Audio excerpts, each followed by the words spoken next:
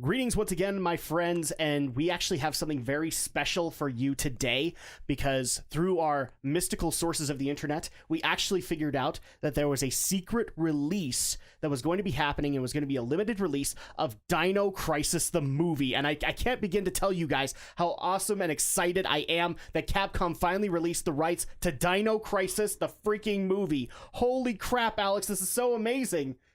Drak, are you sure we saw the same movie?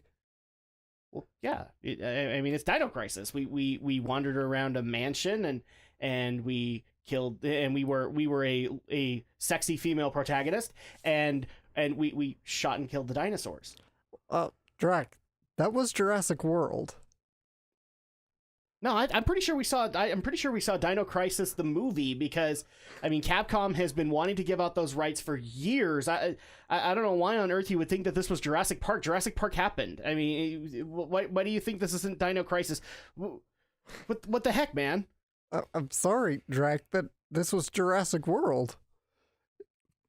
It was the sequel to the 2015 movie. And yet it had Resident Evil kinds of stupid. Welcome back to Drak and Shadow Vlogs, everybody. It's time for us to take on guilty pleasure, roughly. I mean, like, as you kind of pointed out, we took on Jurassic World in 2015. It was more of a Geek News group review. We'll even put the link in the description so you guys can check it out. But this was a guilty pleasure. We weren't expecting greatness. All right, we expected dinosaurs and people dying by dinosaurs and it being unsafe and probably a lot of people peeing their pants. And eventually, somehow the humans survive, but the dinosaurs ultimately win the battle kind of thing. And that's not what happened here. Oh my god, no. That's not what happened here at all. Like, you know, I make the joke of I go to watch these movies to see the dinosaurs win. And I mean, technically at the end of this movie, they won. They won. But it was in the dumbest way possible. Yeah. And I don't even know if I can call it a victory. And I think I would have preferred to have seen Jeff Goldblum come out as a dinosaur. God, I think the first book had it right. Just they should have napalmed the whole damn island at the end of the first movie. I've never actually read the book. My dad was the one that read the book, and he actually felt like the movie was better than the book. So, well, I don't want. Which is funny because the opposite is he also read The Lost World, and he thought that the book was way better than the movie. The book, the book better of Lost World. So he thought the Jurassic Park book right. was worse than the movie. But then when Lost World came out, he thought the book was better than the movie. It's been an incredibly long time since I had to read Jurassic Park because I had to read it in high school for like junior year English. Yeah. I really enjoyed the book though. I really did. But I still llove the first movie to death. It's still a huge part of part of my life. But I really did enjoy the first book. But and contrary to like the nostalgia critic, like because we didn't really go into this in the Jurassic World review, so we can kind of do it here.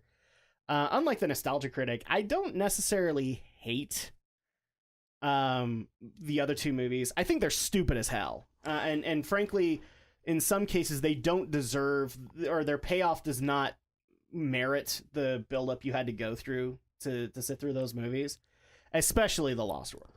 The Lost World, its payoff, like the payoff of the movie is supposed to be a T-Rex wandering around in San Diego. Yeah. Okay?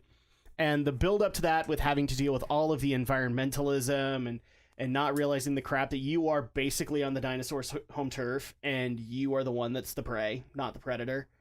It didn't justify T-Rex in San Diego. Yeah. And unlike the nostalgia critic, I actually think like, yeah, Jurassic Park 3, the talking raptors was really stupid, but at least you had some really good gag moments in between. Okay. So it's like one of those... I know it's a stupid moment, but I can't believe people do get so caught up on it because it's one 5-second dream sequence. Which one? The talking raptor, the one who goes, Ellen. Oh, no. I was talking about like the fact that the raptors do communicate. Oh. Like, I thought that was kind of dumb in prospect. But that was in their first movie. Yes. And the fact that they emphasized it here was just like, oh yeah, the raptors are even smarter. I'm like, we already knew that, you know? Okay. But no, I'm saying like there are some wonderful gag moments in Jurassic Park 3 that make it about as enjoyable as, say, Sharknado. You know, like it's, you know what you're walking into. Right. Jurassic World falls into that for me. Okay. Where it's enjoyably stupid. The science doesn't make sense. And you're weaponizing them for the military didn't make sense. But hey, you're getting to see some really cool moments, you know? Fallen Kingdom has none of that. None of that at all. I mean, it had one or two, like, kind of cool moments, but there were a couple of moments where I kind of leaned over to you. I'm like, if this movie jumps the shark, I'm out of here, you know? Especially when a little girl came out, I'm like, oh crap, I don't want another kid in here. I thought she was the dumbest thing in Lost World, and I think I even leaned over to you and said, if she does gymnastics to kick a raptor in the head, I'm done. I'm walking out. So touch it from the team. So anyway, like your history with Jurassic Park is, since I kind of cut you off. Yeah, the movies. The first movie I. Never saw it in theaters. I was a little too young to have seen it in theaters, but because it was like what, 93, and I wouldn't have been that terribly old. Oh, I didn't see it in theaters either. After my mom, apparently, I guess correct this if I'm wrong. Apparently, in the book, there's a scene where they're at a nursery or something like that, and raptors get in and eat a baby. Like, I can't remember. It wouldn't surprise me, because that was the reason my mom would not let me watch the movie in theaters, and that was the reason she wouldn't let me read the book. I can't remember. It totally was like, surprise. no, I am not having you read a book about raptors eating babies. Yeah, kind of thing. It wouldn't surprise me because there's a lot of weird shit in the book, but yeah. Yeah, but it's like I said, it's been well over a decade now since I read the book. So, but I grew up with the first movie because we had it on videotape, and I watched it over and over and over again. I loved that movie. And Lost World, same deal. We got it on videotape. I watched it and liked it a decent amount as the kid. Even back then, I could kind of tell this wasn't as good as the first movie, but it's okay. Third one, I did see in theaters. My dad took me. Yeah, I went with my dad too. Yeah, and I again liked it enough when I saw it. I was probably like 12, so yeah. You know, but again, not as good as the first one. No. And yeah, Jurassic. Then many years I'd been hearing rumors of the fabled Jurassic Park 4 was coming, and it was like 10 years of development hell. There were so many ideas that they wanted to do for it. I think there's like probably. And I think reboot was like idea number 5. Yeah, you know? It's like there's like 20. There's probably like 20 spec scripts floating out there you could probably read somewhere. And yeah, well, and the problem is a lot of those spec scripts is like you were immediately assuming you'd get Jeff Goldblum back, you'd get Sam Neill back, and you get Laura Dern back. And it's just like, well, if it's a reboot, you need younger versions. So yeah, that's not going to work. So once Jurassic World, the first one, came out, we went to it as a Geek News thing, and I enjoyed it enough. It was fun. It's like, well, okay, so this is one of the most awkward reviews we've ever recorded, by the way, at 1 a.m., and my wife had to work the next day. Yeah, that was bad. Luckily, we've managed to learn a few things since then about how to do these things. Yes, we have. So I liked it. I liked Jurassic World enough. It was fun. It was dumb, but it was fun. Yeah, I can still go back and watch World and still have some good fun with it. You know, it really was fun to see, like, okay, this is what would have happened if John Hammond's vision had been recognized and the theme park came to life. Yeah. And wasn't just an empty skeleton staff ran easily sabotaged by a nerdy computer scientist. That was played by Newman. Hello, Jerry. So people can kind of already get my opinion of Fallen Kingdom. This is to put it simply, to bring people into my frame of mind. Take the stupidity of 2, take the stupidity of 3, roll those into 1. And then add some crap from a little bit from World, but a little bit of its own merit, and that's how stupid this is. Oh yeah, it's not even redeemably stupid. It's like there are a couple of moments where I'm like sitting there going, "Oh dear Lord," you know, like this is such a bad thing. And the sad reality also is that a lot of the things that are absolutely stupid about it are the fact that they are trying to set up for another movie. Oh yeah. And this time, I mean, you had to endure through 2.5 hours just to get Jeff Goldblum to do a new movie or a title plug. Yeah. Which was so stupid. It's like, okay, we already knew Jurassic World because your theme park was named that. It wasn't Jurassic, because, correct me if I'm wrong, the theme park did not have Jurassic Park all over it. except for like older Jeeps, it was Jurassic World. It was Jurassic World. Yeah. There's even that remark because like one of the technicians who worked at the park in Jurassic World had had a Jurassic Park T-shirt, and Bryce Dallas Howard's character had to be like, "That's really insensitive, you know. People died then." Yeah, no, that was really stupid. So at that point, I mean, where are you at? That's kind of where I'm at. Like, take the stupidity of 2 and 3's plots, sprinkle in a little bit of World's weird plot, and then just add in whatever else you want. Yeah. Where are you at with it? I'm pretty much with you. This wasn't a good movie. It was really dumb. Like, because here's the thing: Jurassic World is popcorn movie. Like, for the stupidity of like having Vincent D'Onofrio come out and say, "We need to weaponize the raptors." You know, like, you could sit back and go, "You're gonna get it in the end." This had none of that. No. This had such oozing stupid that I don't feel good for anybody or feel bad for anybody in this movie. Even Jeff Goldblum, I'm like sitting there going, are you regretting that you were associated with this movie? Because this is stupid. Most pointless cameo ever. He's like in the movie for less than 5 minutes. I mean, at least Lost World, he got some puns. Yeah. Like, he got Mommy's very angry, you know? In this one, he got to sit in front of a congressional hearing and ramble. Seriously, did they not have lines written for him?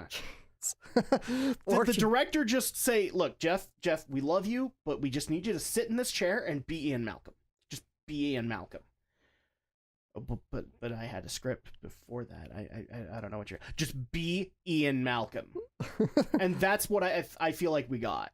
Pretty much. I don't even think he had coherent lines. Maybe he had bullet points. That was it.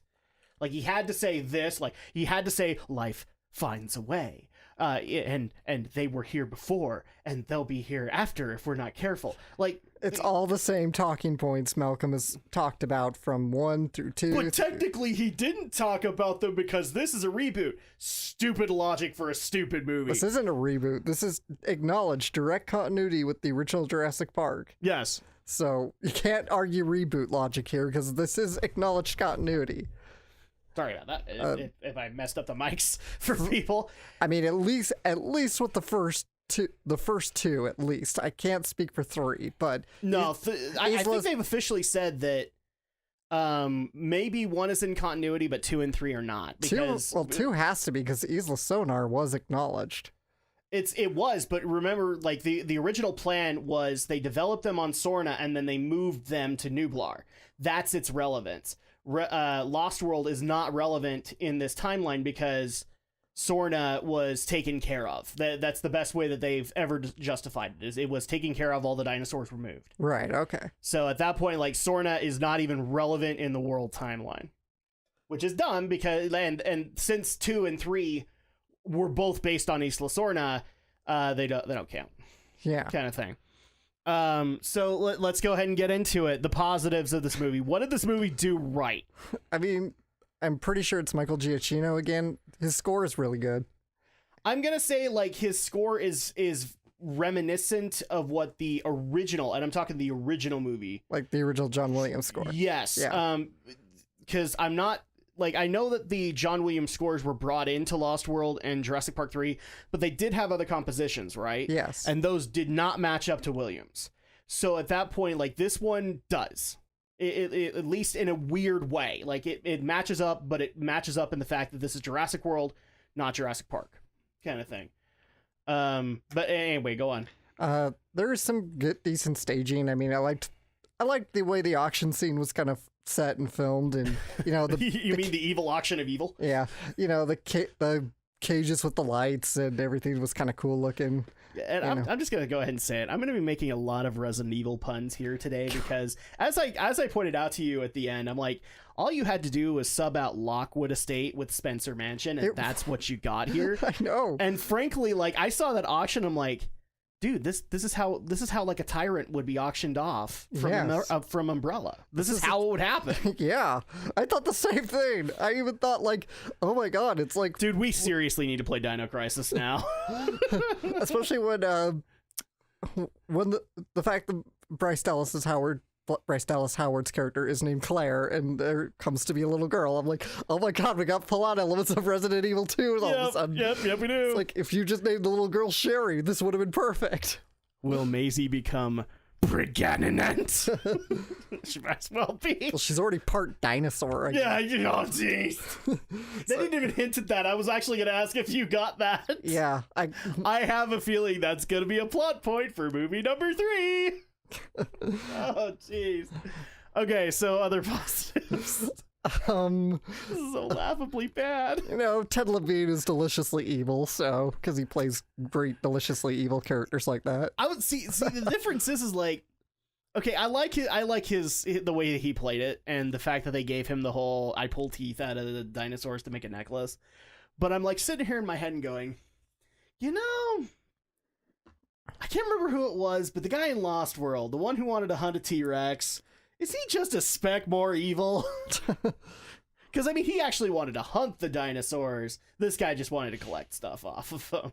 I'm like, I like this guy, but is he as evil as the other guy? And I can't remember who played him. That makes me so sad. Yeah. But, yeah, okay. Yeah, is it Ted Levine? Is that his last name? Ted Levine is in this movie, yeah. Yeah, Ted Levine. Yeah, I mean, he had some moments. Yeah. He definitely had some moments. I think his best moment was getting eaten, and that was about it. Yeah. I don't want to do that reveal yet because it's gonna be one of my worsts. Go ahead. Other positives that you have. Chris Pratt is fine as always because he's Chris Pratt. You know, it's a good cast. It's just a crappy script, crappy movie. I like the fact they did the backstory stuff though, where he like tried to teach the raptors. That was cute. Yeah. I'm not saying it was worthwhile or you needed to have it, but it was cute. So I thought that was definitely something that Chris Pratt could do. The rest of it was just... Maybe I'm the only one who thought this, but everything after like those videotapes that were ever shown, like all of his stuff in the cells and all that, I'm just like, he just had a look of, I'm burned out from Infinity War. Can we please just get this filming done? Poor guy needs a vacation. He really does. He really does. He's Marvel Chris number 3 and Jurassic World Chris number 1. So, okay, other positives. That's about it. I can't think of much else. Okay, so positives for me. Okay. It is very difficult to point out specific like plot points that were awesome. I even felt bad when James Cromwell came out and he's basically Hammond number 2. Like, let's skip through the bullcrap. He is Hammond number 2. Yeah. I love the fact that we had to find out about Hammond's mysterious partner, and that's how he got things going. I mean, a lot of the dinosaur spots, like especially for the T-Rex, were pretty freaking awesome. Even the dumb stuff, like trying to get blood out of a T-Rex, was actually pretty entertaining. Considering that you know you're dealing with a creature that's bigger than you, and therefore, like if you do a pinprick to them, they're going to react kind of like how you do. So a lot of those spot moments were good. A lot of the Blue spot moments, Blue the Raptor. I swear I need a Looney Tunes cartoon with Blue the Raptor. Can I please get that? They were pretty cool. Chris Pratt, I think, did deliver a good performance. I also think that Bryce Dallas Howard did as well. Considering the fact that if you compare World to Fallen Kingdom, she had so much more to work with than she did in Fallen Kingdom. Basically, she was just, for lack of a better term, she was the environmentalist in this movie. So she was, who was it? Vince Vaughn in Lost World. Vince Vaughn and Sarah Wielding, I think was her name. Like Sarah Wielding, but also Julianne Moore a little bit because she was a paleontologist. Well, yeah, that's Julianne Moore's character I'm talking about. So. Oh yeah. So those two were supposed to be the environmentalists here, and this movie had their own. But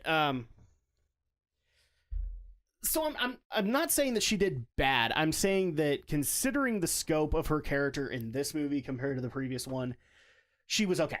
Like she did the best that she possibly could.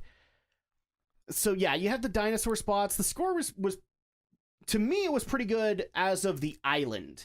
When it got to the mansion, it got a little horror-y. Right. And I was just like, okay, do we really need to have the like all of the dinglings of the piano? Just because at that point, I don't know how else to say it aside from like we were in the jungle and now we're in stereotypical horror movie kind of thing. Like you're wandering around a mansion that's strangely uninhabited. So you had those moments. I'm also going to give a little bit of props over to BD Wong, because man, ever since he became a supervillain, he's been hamming it up ever since, and it's been enjoyable watching it. Yeah. I especially loved the fact that every time people just asked way more of him than he wanted to give, he was like, "What?" Specifically, the one that made me laugh was when they gave Blue the transfusion of T-Rex blood. And he was monologuing in front of I don't remember her name, but SJW number 2. Basically, I have literally built Blue from the cellular structure, and she is perfect. Well, she technically she's had a blood transfusion with a T-Rex, so she's kind of a sock drawer now. Yeah. What? I love the fact he was hamming things up, considering that in the previous movies, all he was doing was his same character in Law and Order. So I'm going to give some props over to that. He was the perfect hammy villain for this. And that's pretty much all I got, man. Yeah. So let's go ahead and go into the negatives. Oh my god. This movie is so dumb. Oh. The moment I checked out was Chris Pratt trying to outrun on foot a volcanic ash cloud. I'm like, there's no running from that. Which time? When he was actually running, or when he was drugged as hell? When he was actually running, because lava is usually depends, I guess, on. Because I was drugged as hell. I'm just like, nope, you're dead. Yeah. If you can't even move, if that sedative is that powerful and you can't move your limbs, you're dead. Yeah, I mean that was pretty stupid. But him actually running the explosive cloud, I'm like, how did you manage to outdumb Dante's Peak in terms of volcanic physics here? I just love the fact that it was like, run. It's like, wow. Aren't you just wishing you had those rocket boots there, son? Okay, so I'm just going to list them out right here now and see if you agree or disagree, because it sounds to me like you and me are going to have the same problems. The first 10 minutes of the movie, roughly, where we find out that there's a bunch of animal rights groups that are supposedly trying to shield us from the dinosaurs. I love the fact that even though they didn't have the John Hammond message at the end of Lost World, that everybody was immediately assuming they had it. And therefore it's like, no, we need to keep them safe. John Hammond said so. Actually, no, he didn't in this continuity. We're just assuming he did. Because before people jump down my throat, virtually nothing is known about John Hammond in this continuity, aside from the acts of Jurassic Park. So technically he shouldn't have been for Jurassic World, just given the fact that all of the carnage that happened there, and all of that under his own watch. So we don't know where John Hammond was at this point. And I'm just gonna go ahead and say it makes absolutely no freaking sense to have a dino what was her paleoveterinarian who has never seen a damn dinosaur. Are you telling me you had? Because look, okay, I don't get the medical profession in all of its forms, but here's what I do understand: if you're gonna work on dogs, you gotta have exposure to dogs. Okay, if you're gonna be a paleoveterinarian, wouldn't your internship be at Jurassic World? Yeah. Where you would actually work with dinosaurs? That is stupid as all hell. Well, okay. Let's also kind of preface this. For those who are experts in any of the paleo fields, because there are a lot of different sub-studies of paleontology here. So let But us for know. the record, no paleo veterinarian.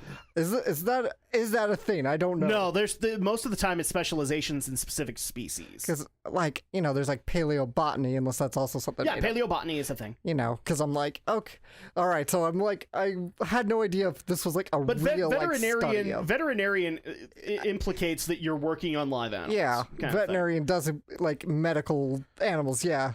Yeah, but the difference being is that like specifically here, like the Utah raptor was found here, so you have specialists of the Utah raptor here. Right. That's what you have.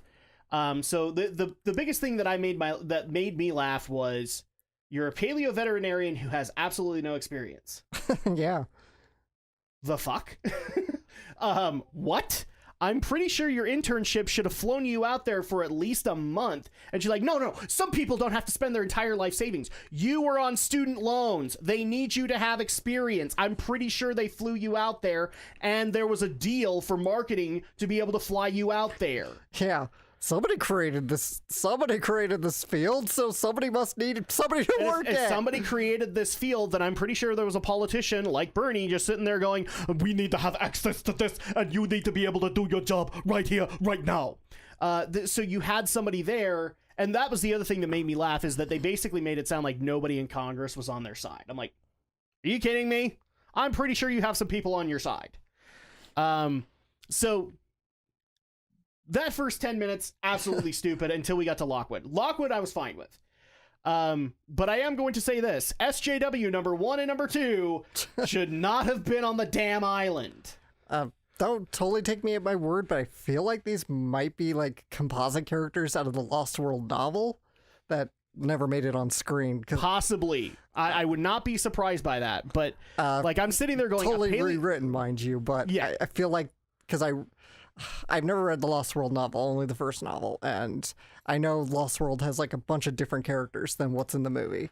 So, but again, a paleo veterinarian who's had no experience with any kind of dinosaur whatsoever gets sent over on an effort to try and free the dinosaurs. Yeah. I'm pretty sure you need that exposure so that you know that you're actually walking out and everything's bigger than you, kind of thing. And then the computer geek. I was literally screaming in my head going, I hope you're the son of the Samuel L. Jackson character because there is no other reason for you to be here. Other than, oh, okay, we're going to open the doors and we're just going to have you pee your pants every now and then. Because here's the thing. I don't know where this happened, but they kind of made it look like Claire had no knowledge of how the computer systems worked. And even Jurassic World showed she did have some kind of basic knowledge of how it worked. And I'm like sitting there going, okay, I get it that you need a handprint, but I'm pretty sure you know how to bring power on to something, right? You've done that before. Maybe not. It's hard because technology. But then at that point, like I can see where you're getting at, but it's like at the same time, there's also like I know a decent amount about computers, but I couldn't do more technical skills like programming or coding like that. Yeah, but then you would have sent somebody who had other experience, like who had other fundamental knowledge. In fact, why didn't we just bring in the original computer guy from World? Like he was just, yeah, I mean, you brought out Owen. Right. Is that Chris Pratt's character's name? Yeah, Owen. You brought back Owen. You didn't bring back the guy who was last running the computer system at Jurassic World. Why did we have to rely on dumbass number 2? The only reason dumbass number 2 was there was to pee his pants on a regular basis. That's why he was there. His perfunctory role here was, is it a T-Rex? Is it a T-Rex? Is it a T-Rex? Is it... No. Wow, he was Shia LaBeouf light. So we're just going to list these off as we go along. Yeah. The whole mansion section. Why did we spend 20 minutes on the island and the other 2 hours on the frickin' mansion? I know. Oh my gosh, like, because some of that stuff on the island looked really, really, really good. I just wish they'd had a slower build up to the volcano going off, kind of thing. Especially in the fact of, because you kind of brought it up, because that we have to rush through the whole island scene so fast, we had the turn moment happen very fast. In the fact that the hunters are not here to save the dinosaurs, they're here to hunt them so they could sell them off on the black market. Yeah. Okay, so you had to have that turn really fast, which means that Chris Pratt gets drugged with a sedative that's meant for the dinosaurs, and therefore he has to slowly, with no limbs, run away from lava. I don't know if you guys realize this, but even just being within inches of lava, you start feeling its temperature. Yeah. His face was on the ground. It would have melted his face. There's a thing called convection. And nobody thought that through. So you had to deal with that, but then you got the cool moment of run, run, run, run. And the whole struggle of trying to keep people alive. I swear the only reason they did that was because they had the set element, which was the ball. Like, they had the gyrosphere, so they're like, we have to bring this back. We have to do it again. Except this time we don't have the kids, so we have to do it. So you had to do that. Let's just go ahead and get into it. The Indoraptor. Yeah, So that's the plot element of this time, is that D'Onofrio got his wish.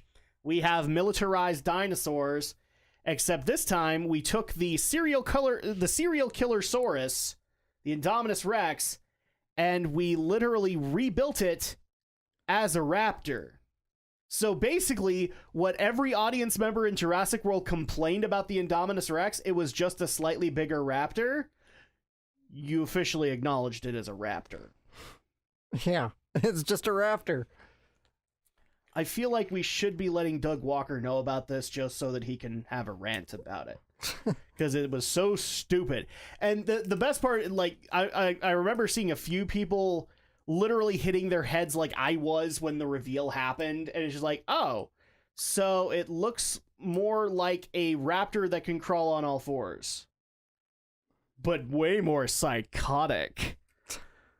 And 80% of the mansion section was dealing with this Indoraptor. You know, I hate to steal a joke from Doug Walker here, but I mean, you know, there's a reason he called the Indominus Rex the Coke 2-osaurus. Can we officially call this the Coke 3-osaurus? Because it was just as stupid. Yeah. And it did not help the fact that, you know, when you had this tiny raptor in blue who was basically supposed to be the baby face and win against it, I'm literally looking at this thing going, how can anything win against it? Because it's slightly bigger than a raptor. It can move way more. It has way more mobility than anything out there, including some of the dinosaurs there, including Blue. And I'm just like sitting there going, wow. So Blue basically won out of circumstance. Technically, the way that this should have gone is schwank and Blue's dead. And yet this thing lost. Yeah. So can we really call it the most efficient killer? Can we call it the smartest thing ever? Okay, well, in fairness, Wu did stress it was a simple prototype. It was a simple prototype because it needed, it needed a mother! Yeah. So at that point, like, because it didn't have Blue's DNA, it was incomplete, which I'll take a wild guess and say they finally got some of Blue's blood while it was unconscious. And now they can make them, and that's movie 3. So you have Indoraptors that are basically bred in packs, kind of thing. The girl being a clone. I think I'm a clone now. There doesn't seem to be anyone else around. I can't remember the words for it. But that's actually the original lyrics for the song it was spoofing. Yes. There's always two of me just hanging around. Yeah. So, and the best part is that they kind of hint, and I'll guarantee you this is a plot point in movie 3. She's part dinosaur. Yeah. That's how they were able to make such a perfect clone of Lockwood's daughter. And so at that point, we also go into one of the dumbest moments of the entire film that could have been a whole hell of a lot smarter. What do we call her? Girl Raptor? Raptor Girl? Raptor Girl releasing the dinosaurs. Oh, yeah. Because they actually had a really smart moment in this where they've been kind of hinting at it this entire time since what was her actual character's name? Claire had worked with all the dinosaurs and she'd bred them, and so she had like this motherly connection. And so at that point, like there's a toxic gas flooding the basement area, and she has the way to be able to release the dinosaurs to save them. And they literally have like this 5-minute standoff going, you know exactly what you're going to do if you release them.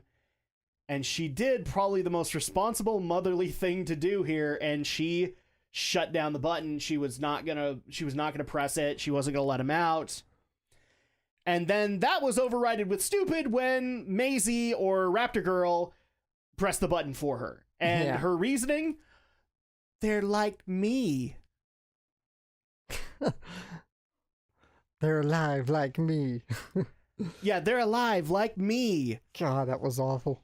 Oh my good lord. I was like sitting here going, I was literally doing the Jurassic Park in my head. Shoot her! Shoot her! Because I'm just sitting there going, okay, it doesn't matter. You have just witnessed these things trying to kill you. And yet, we all agree they shouldn't exist. They are out of time. They're not going to coexist with us. But they're alive, just like me. Again, that's why I stressed the book. This is why we didn't meet your mother, because we would have wanted to slap her upside the head too. This is why the book had it right. They should have just napalmed the whole damn island at the end. No, they should have just nuked it. You know, like at that point, I'm pretty sure, because at some point I'd be worried that like they didn't napalm the whole island. They left this like tiny 2% left, and that's where a lot of dinosaurs were. No, I would just say like, okay, nuke, mushroom cloud. No, nothing could possibly exist. Except the problem is that probably gives way to Godzilla. So, I mean, that's technically what could happen out of this. But the whole premise of this movie is like, we are such monsters because we figured out how to clone and do and create gene warfare and all that stuff. And this is all the stuff that Ian Malcolm is kind of hinting at in the congressional hearings. And you let them loose. Now it's basically in movie 3 who's higher up in the food chain. Yeah. I mean, for crying out loud, they literally end on Blue looking down at like a mountain neighborhood. He's like, oh, well, this is for the pickings for me. And the T-Rex basically claimed dibs on the mansion. Oh my gosh. It was just so terrible, stupid. So stupid. All to set up, all to do two things. One, have Jeff Goldblum do a name drop. Second, to set up for what I'm guessing is going to be even shittier third movie. Oh, geez, I can't even believe I'm saying that, because 3 was already pretty bad to begin with. Something worse than 3? Woo-hoo-hoo. At least World was a step up. Oh, yeah. So I think we've kind of listed off the positives and the negatives here. Yeah. Unless there's something else I missed. I thought the whole rooftop thing was dumb. Which rooftop part? Where she has like where Claire has like the sonic gun and oh yeah, yep. No, that was dumb. I like the concept. I could see what she was doing. She's gonna bait him to fall on the glass so he'd fall through. But instead of pointing the laser at the glass, she points it at frickin' Chris Pratt's character, and assuming he's gonna make a perfect slide dive and miss it and not fall right off that roof or fall through the glass himself. What a freaking stupid idea. And all of this was setting up the fact that they were going to give you the fake that it was going to fall through and then it would climb back up and Blue would be the one to kill it.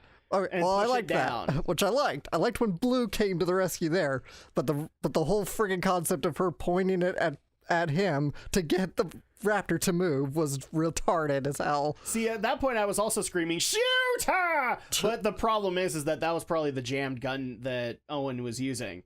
So at that point, it's like, okay, well, the gun is kind of useless, but you do have all the tools. What you should have done is they should have had, like, I don't know, Wheatley come out, or Ken Levine's character come out of nowhere. Ted Levine's character come out of nowhere and just go, "Hey, everybody," and then and have him just kill, or we haven't even mentioned this guy, the guy who was managing Lockwood's estate. He should have come out of nowhere and then go, oh, hi, and then have the Coke 3-osaurus kill him. Because that would have been a greater irony than what he actually got. Oh, I can't even remember how did he die? Because he was under the car for a while, and then he came back out. Oh, yeah. And then the T-Rex got to kill him. So we got the satisfaction of lawyer number 2. Never mind. That was actually pretty damn awesome. You had to recreate the lawyer moment, so this was the way to do it. Funny thing is, I think Gennaro survived in the book. Is that the name of the character? The lawyer. The actual lawyer. Yeah. Because I think this guy's name was like Mills or something. Yeah. So, yeah, that rooftop scene was so stupid. There were so many levels of stupid in this movie, especially when that frickin' raptor came out. Because, like, the auction, I was entirely okay with, and that was the way that they introduced the Indoraptor, and I'm just looking at that thing going, okay, the Indominus Rex didn't look all that bad, but this one found ways to make it look worse. I especially love the whole concept. This was another moment of stupid when Ted Levine's character is going in to claim his tooth from the Indoraptor. Yeah. Where they had a couple of moments where he's like, he thinks he's got it tranquilized, but the camera is aimed so that we can see the other half of its face. And the fact that it not only opened its eyes, it grinned. Did you notice that? I didn't notice that. It grinned, and it did it twice. And I'm just like, oh, motherfuckers. No, you do not get this. You do not. Not even the Indominus could do that. And it was so stupid. Oh, God. So stupid. But hey, I mean, we still got a good moment out of it. He got his arm snapped off, and then, then eventually we got to see what's his bucket from Captain America eat it too. Yeah, that was actually another good moment too. It was like he thinks he's safe, and all it took was one tail whack to destroy the keypad, and oh yeah, that was actually a cool slow open up. Yeah, that was a little funny. Yeah, that was kind of funny. Yeah, I can't really think of any other stupid that I can ooze upon this. So now that we've talked about the good and the bad, where does it stand, Alex? Oh, it was totally the greatest movie ever. No, not really. Are you going into your Brad Jones? We could totally do that right now. No, this movie was garbage. The first one's all right. You know, it's fun as a popcorn flick, but I mean, this was just bad. I would gladly watch like any of the other movies compared to this one. Yeah. So, because at least in 2 and 3, I can find stuff that I'll like, you know? This had none of that. Yeah. Because so much stupid was just oozing out. Because, again, I mentioned the early turn and the fact that we only spent 20 minutes on the damn island. And most of this was basically in the Spencer Mansion. Yeah, so final score for this, Alex. I'm going to give it a 3. 3 out of 10. So it's not even average. It's below, and it's not that entertaining. No, I was bored through it. It's 2 hours too long. Yeah, pretty much. Yeah, I'm gonna go with you on this one. I almost say like it deserves a 2 out of 10 because its plot is also very convoluted and stupid, and most of it doesn't make sense.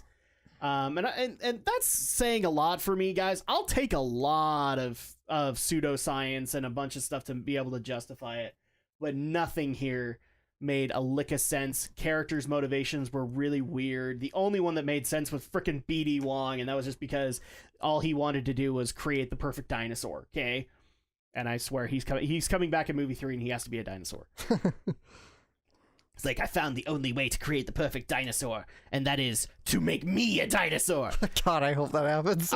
You know what? That would make it worth the ticket price, wouldn't it? I will go see it if they make BD1 the dinosaur. And Jeff Goldblum. Jeff Goldblum has to be a dinosaur at that point, because he has to be like the diplomat now, since we don't have John Hammond anymore. Yeah, and on top of that, I just feel bad for a lot of the cast members that were a part of this fiasco, this bullcrap on paper. James Cromwell, I have so much respect for the guy. Yeah. He should not have been tied to this movie. Chris Pratt, considering the success of Infinity War, Guardians of the Galaxy, and the original Jurassic World, should not have been tied to this movie. Bryce Dallas Howard, I feel bad for her, because she got like the most she got pretty much, I think you and I both agree on this, like, she got the most badass moment in Jurassic World. Yeah. When she got to hold the flare and summon out the T-Rex. She didn't deserve this movie. SJW number 1 and 2, you deserve this movie. You should totally have been in this movie, and that's fine. But the rest was just it's such a slog to sit through. And 80% of the time, I was just like sitting there going, ugh. And what's even worse is like some people that should have died didn't die. I'm looking at you, computer geek. You should have died like 4 times in that movie. And yet, you got the killing blow on BD Wong. Or at least what looked like the killing blow on BD Wong. I think all he did was trank him. Yeah, he just tranked him. But it was supposed to be the dinosaur trank, so it's even more powerful. Yeah, but I don't know. Main character immunity aside, is it really that deadly to humans? No. Oh my gosh. Like, those two, there were a couple of moments where I'm like, bye, and didn't happen. I knew they weren't. I knew they weren't going to kill him off. I could say it. I could see that. But they should have. Like, I'm not even kidding, guys. The dinosaurs absolutely winning overall should have been how this movie ended. I'm not even kidding. That's the only way that I can see you save it. Like, no human survives. That's the only way that I go, okay, I'm all right with this. Because at least that makes sense now why they got out of the house. Oh, you know, it just hit me. What we were talking about earlier, where you thought maybe the raptors had eaten like a baby in the book. Mm-hmm. That does happen. It's not raptors, it's compies. Okay, it's compies. Yeah, that's even worse because I still remember that Lost World scene, and that's actually kind of creepy. Which actually is in the book. Yeah, that first scene in the Lost World. Michael Crichton, you're a sadistic son of a bitch. So yeah, bottom line, you're giving it a 3. I'm giving it a 2. There's just very little redeemable factors in this one. I can't even say it's a popcorn flick because there are a lot of moments that just go what, and you're not eating your popcorn at that point. You're just like, what the. You know, you're throwing your popcorn. You're throwing your popcorn at the screen. So at that point, like, how much money would we recommend people paying for Jurassic World: Fallen Kingdom? Don't waste your time. It's just not worth it, people. It really isn't. Like, even to Jurassic Park fans, I cannot recommend this movie. No. I would have no problem saying, go back and watch Jurassic World. You'd be perfectly fine with what's in there. Fallen Kingdom is basically setting up for... And again, I make the joke, but it's kind of legit now. Like, Dino Crisis... And again, I'm still making the argument. You and I need to do a Let's Play of Dino Crisis. Because basically what that is it's Resident Evil with dinosaurs. That's what this was. Okay. It was Resident Evil with dinosaurs, and that's basically what they're setting up for the next movie. Is like, now the virus is out. Now it's gonna go infest cities, or in this case, it's gonna be giant dinosaurs making their way through big cities. So at that point, it's like, okay, you're setting up for the post-apocalypse in this way instead of this way. And so at that point, I just like, the trailers are going to seriously have to sell me on that movie before I go and see it. Oh, well. So I think that wraps up our viewpoint on Jurassic World: Fallen Kingdom. I know we're going to probably get all kinds of shit because we're way harder on this than we were on the Johnny Knoxville movie. Action Point? Action Point, right?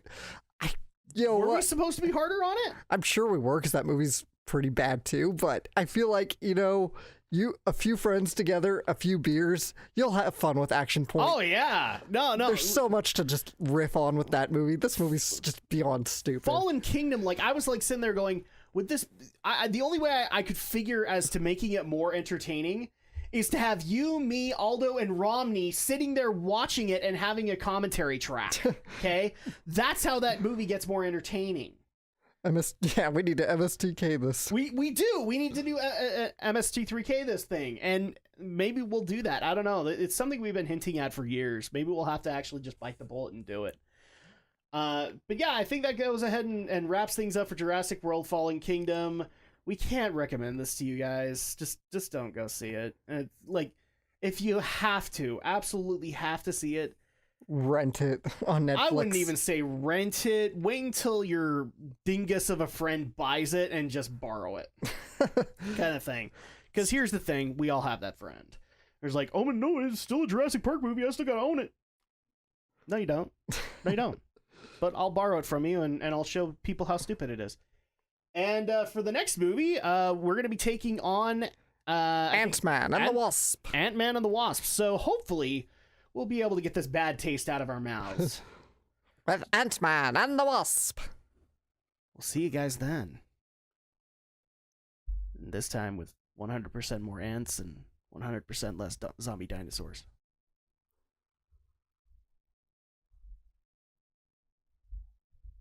I want to make a Leon S. Kennedy joke, but I can't do it.